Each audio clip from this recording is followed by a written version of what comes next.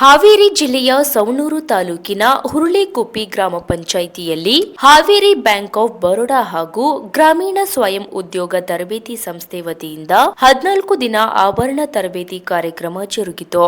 ಗ್ರಾಮ ಪಂಚಾಯಿತಿ ಪಿಡಿಒ ಶಿವಲೀಲಾ ಭಜಂತ್ರಿ ಕಾರ್ಯಕ್ರಮ ಉದ್ಘಾಟಿಸಿ ಮಾತನಾಡಿದರು.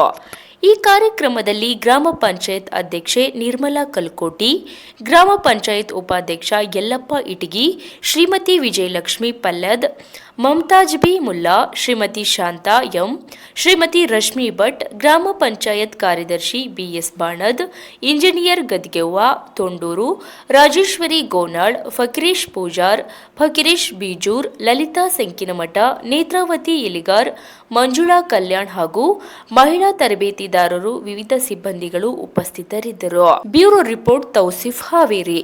ನನ್ನ ಹೆಸರು ರಶ್ಮಿ ಭಟ್ ಅಂತ.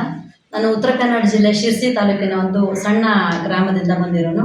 ನಾನು ಆಲ್ ಕರ್ನಾಟಕ ಎಲ್ಲ ರೂಟ್ ಸಿಟಿ ಮತ್ತು ಆರ್ ಸಿಟಿಗಳಲ್ಲಿ ಗೆಸ್ಟ್ ಫ್ಯಾಕಲ್ಟಿಯಾಗಿ ಫ್ಲವರ್ಸು, ಪೇಂಟಿಂಗ್ಸು ಮತ್ತು ಜ್ಯುವೆಲ್ರಿ ಮತ್ತು ಸಾಫ್ಟ್ ಟೈಸು ಈ ಥರದ್ದೆಲ್ಲವನ್ನು ಟ್ರೈನಿಂಗ್ ಕೊಡ್ಲಿಕ್ಕೆ ಹೋಗ್ತಾ ಇದ್ದೇನೆ 18 ವರ್ಷಗಳಿಂದ.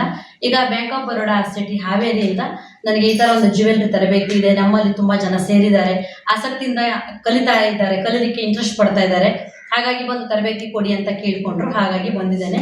ಈ ಒಂದು ದೇವಗಿರಿ ಆರ್ ಸಿಟಿ ವತಿಯಿಂದ ನಾನು ಹುರುಳಿಕುಪ್ಪಿ ಊರಿಗೆ ಬಂದಿದ್ದೇನೆ.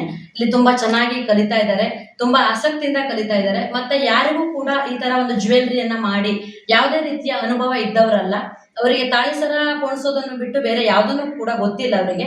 ಮತ್ತು ಹೆಣ್ಮಕ್ಳು ಅಂತವರು ಇದ್ದಾರೆ, ತುಂಬ ಏನು ನಾಲೆಜೇ ಇಲ್ಲ ಅನ್ನೋ ಥರ ಕೂಡ ಇದ್ದಾರೆ. ಸೂಜಿ ದಾರ ಪೋಣಿಸೋದ್ರಿಂದ ಹಿಡಿದು ಈಗ ತರಬೇತಿಯ ಎಂಡ್ವರೆಗೂ ಬಂದಿದೆ.